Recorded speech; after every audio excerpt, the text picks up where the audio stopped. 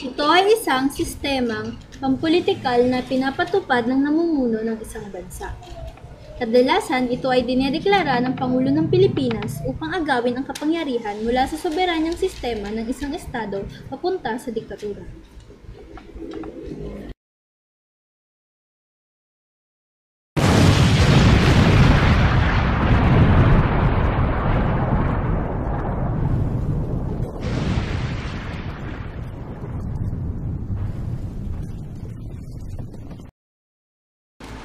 Pinapatupad ito sa mga bansa kapag nanganganib ang pambansang seguridad.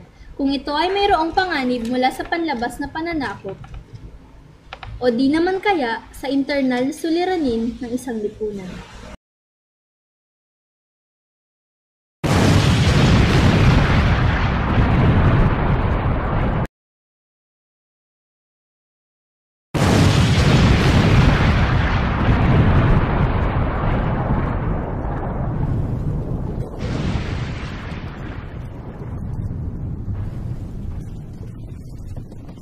Ipinatupad ito sa pamamagitan ng Presidential Decree noong ika-21 ng Setyembre taong 1972.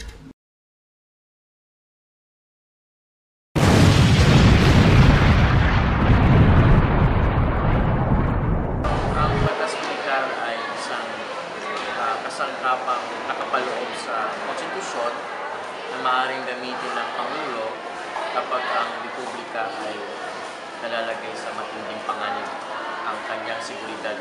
Sa paniniwala ng Pangulo, merong sabuatan na gaganap sa panig ng mga makakaliwang elemento, mga negosyante, at mga subversibong elemento ng ating lipunan. At ang intensyon ng mga pinagsalib na pwersa na ito ay para patalsikin ang sistema ng pamamahala.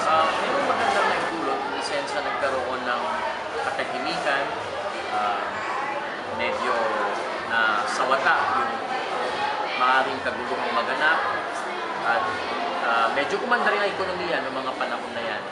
So, ang batas militar ay meron ding positibong resultang naidulot sa ating bansa.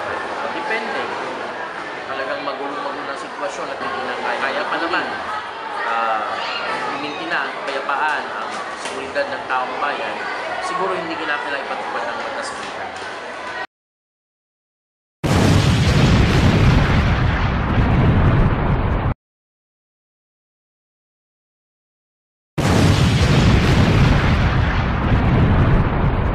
Ang alam ko dun sa martial law is yung president yung nagde-decide kung anong gusto niyang gawin sa country without asking others.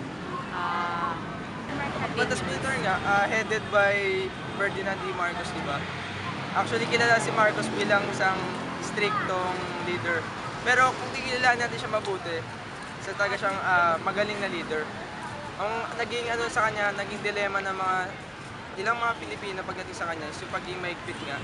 Saka, syempre, sa ilan, pabor yung batas militar, pero for others, hindi kasi parang naging under sila. Ferdinand Marcos.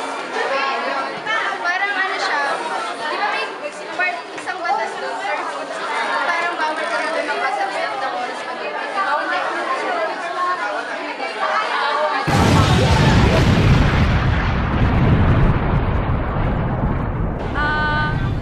Okay naman yung batas militar. Nasa president yon kung paano niya i-handle. Kasi may ibang country naman na nagdaan din sila sa ganon, pero naging maayos yung pamamalakad.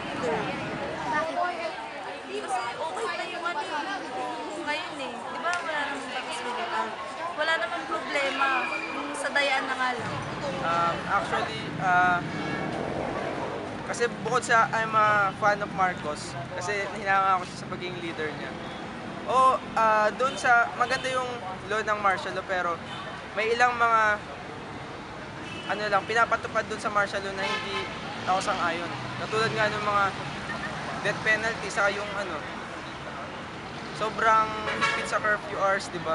Na parang nagiging ang mga Pilipino naging masyado silang naging dictatorial, parang naging dictatorial yung natin, yung government natin, which is malayo dun sa natin, sa government, type of government natin na yung democratic. Oo, kasi somehow parang nadidisiplina